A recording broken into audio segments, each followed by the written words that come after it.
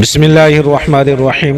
صرف 5 منٹ کا مدرسہ قرآن و حدیث کی روشنی میں 11 رمضان المبارک۔ نمبر 1، اسلامی تاریخ۔ حضور صلی اللہ علیہ وسلم کی ولادت، خاندان اور پرورش۔ رسول اللہ صلی اللہ علیہ وسلم کی پیدائش عرب کے مشہور اور عزت دار خاندان قریش میں ماہ ربیع الاول پیر کے دن مکہ میں ہوئے۔ آپ کے والد کا نام عبداللہ تھا، جن کا انتقال آپ صلی اللہ علیہ وسلم کی پیدائش سے پہلے ہی ہو گیا تھا۔ دادا عبد المطلب نے اس در یتیم کا نام محمد رکھا۔ حضور صلی اللہ علیہ وسلم کی والدہ حضرت آمنہ قبیلہ بنو زہرہ کے سردار کی بیٹی تھی، جو عزت و شرافت میں قریش کی تمام خواتین میں باعزت سمجھی جاتی تھی۔ عرب کے دستور کے مطابق جب بھی کوئی بچہ پیدا ہوتا تھا تو اس کو دودھ پلانے کے لیے کسی دائی کے حوالہ کر دیا جاتا تھا۔ اسی طرح آپ صلی اللہ علیہ وسلم کی پرورش بھی قبیلہ بنو سعد میں حضرت حلیمہ سعدیہ کے یہاں تقریباً 4 سال ہوئی۔ اس کے بعد والدہ محترمہ کے پاس مکہ واپس آ گئے۔ صرف 2 سال ہی والدہ کے سایہ میں رہ پائے کہ ان کا بھی انتقال ہو گیا۔ چنانچہ آپ کی پرورش کی ذمہ داری دادا عبد المطلب نے سنبھالی۔ 2 سال ہی گزرے کہ ان کا بھی سایہ سر سے اٹھ گیا۔ اس وقت آپ صلی اللہ علیہ وسلم کی عمر تقریباً 8 سال تھی۔ پھر آپ کی دیکھ بھال اور پرورش کی ذمہ داری حقیقی چچا ابو طالب کے سر آئی۔ نمبر 2، اللہ کی قدرت، انسان کی پیدائش۔ انسان کی پیدائش میں اللہ تعالیٰ کی ایک بڑی قدرت یہ ہے کہ اس نے ایک ایسی جگہ بنائی جہاں نہ تو ہوا کا انتظام ہے نہ روشنی کا۔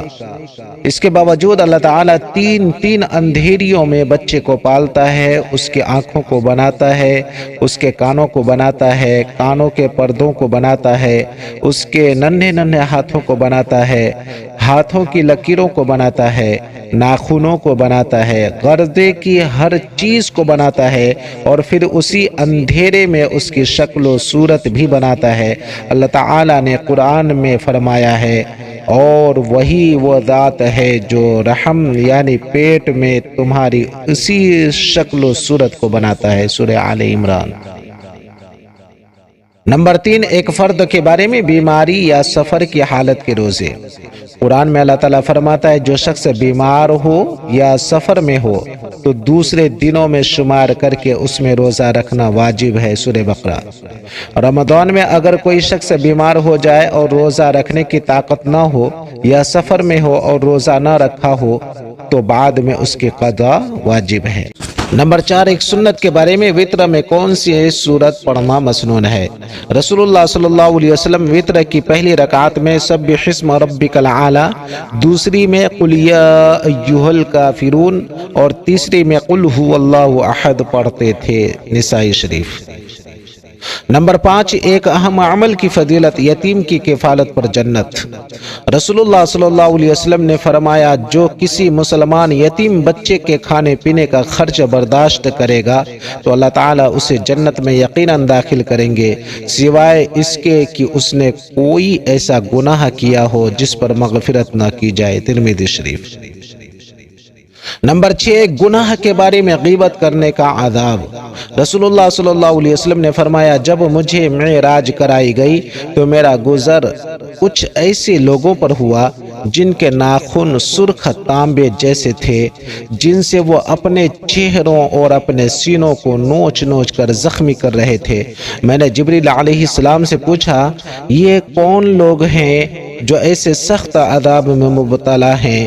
جبریل علیہ السلام نے بتایا، یہ وہ لوگ ہیں جو زندگی میں لوگوں کے گوشت کھایا کرتے تھے، یعنی غیبت کیا کرتے تھے اور ان کی عزت سے کھیلتے تھے۔ ابو داؤد۔ نمبر 7، دنیا کے بارے میں دنیا کو مقصد نہ بنانا۔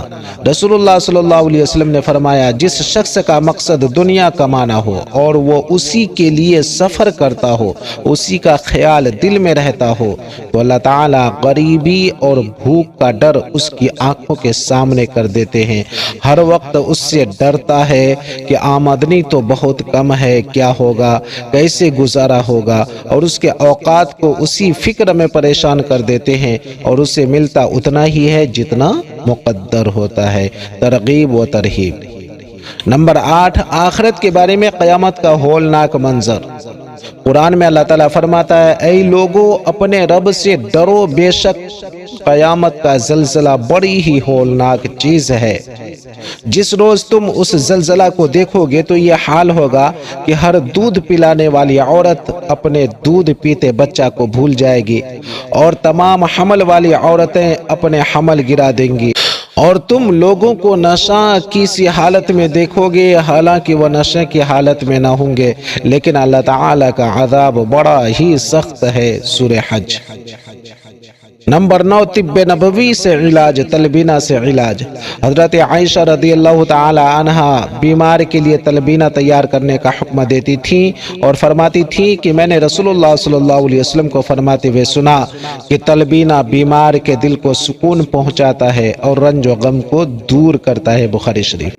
جو یعنی بارلی کو کوٹ کر دودھ میں پکانے کے بعد مٹھاس کے لیے اس میں شہد ڈالا جاتا ہے، جسے تلبینہ کہتے ہیں۔ نمبر 10، قرآن کی نصیحت۔ قرآن میں اللہ تعالیٰ فرماتا ہے، اگر کسی بات پر تم میں اختلاف ہو جائے تو اللہ اور اس کے رسول کے حکم کی طرف رجوع کرو، اگر تم اللہ اور قیامت کے دن پر ایمان رکھتے ہو، یہ طریقہ تمہارے لیے بہتر ہے اور اچھا بھی ہے۔ سورہ نساء۔